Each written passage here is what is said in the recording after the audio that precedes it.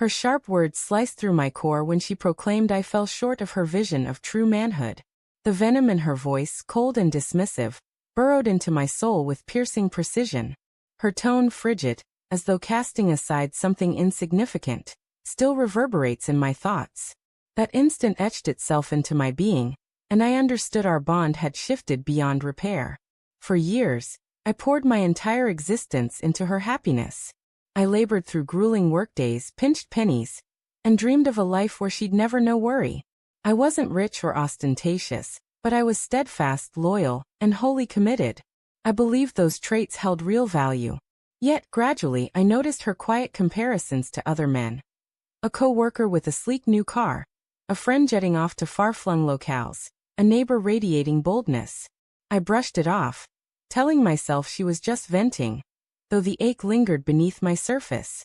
The evening everything shattered. She'd been out with friends, her laughter fueled by too many drinks. When I arrived to drive her home, her eyes were hazy, her voice overly loud. One of her companions tossed a casual barb, suggesting I couldn't keep up with their vibrancy. Then, in front of them all, she turned to me and delivered her devastating verdict. "You've never been man enough for me." Laughter erupted around us. I stood frozen, my ears ringing, my pride crumbling. I got her home, but silence cloaked me on the drive. The next morning she offered no remorse, dismissing it as a drunken quip. "You're too fragile," she said, as if her words were weightless. But the wound cut deep. It wasn't just her statement, it was her gaze, as if she truly saw me as inferior.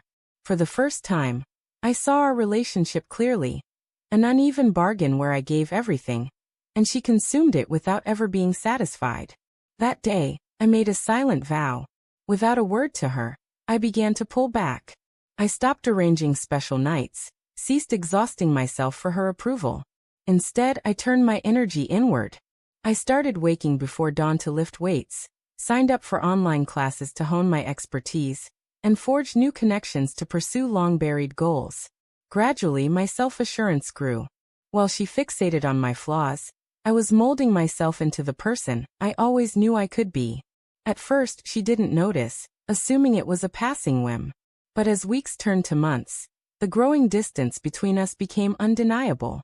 She began to question my absence, my refusal to cater to her every desire. I simply said I was busy, nothing more. I no longer craved her approval, and that rattled her profoundly. The final fracture came one night when I returned late from a work meeting. She confronted me, accusing me of abandoning her, of valuing my career over our connection. That's when I brought up that pivotal night, the one where she declared I wasn't man enough. I explained how her words had sparked something in me, not in the way she might have imagined. They ignited a truth. I deserved better than to spend my life proving myself to someone blind to my worth. That evening, I walked away for good, leaving her behind. It wasn't easy. Starting over brought moments of uncertainty, nights when solitude weighed heavily. But whenever I thought of turning back, her words resurfaced, not to hurt, but to strengthen my resolve. Months later, my life began to thrive. I earned a promotion, my earnings soared, and I settled into the apartment I'd always envisioned.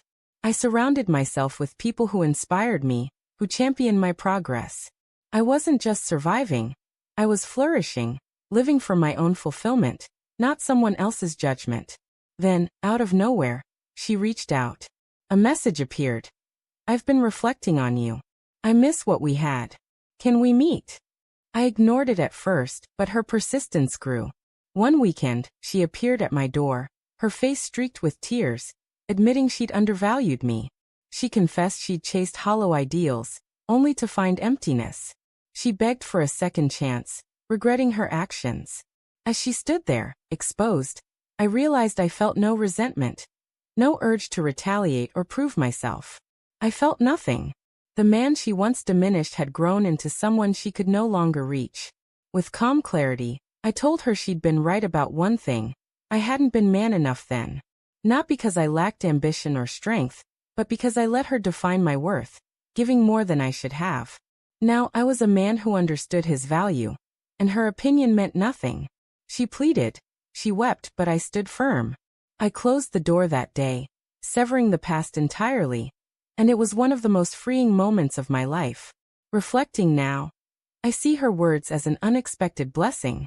What could have broken me instead launched me toward the man I was meant to be. She's still out there, chasing fleeting fantasies and wrestling with remorse, while I've built a life she'll never touch. When asked if I'd ever reconsider, my answer is resolute. Never. She said I wasn't man enough, and now she begs for a chance I'll never give.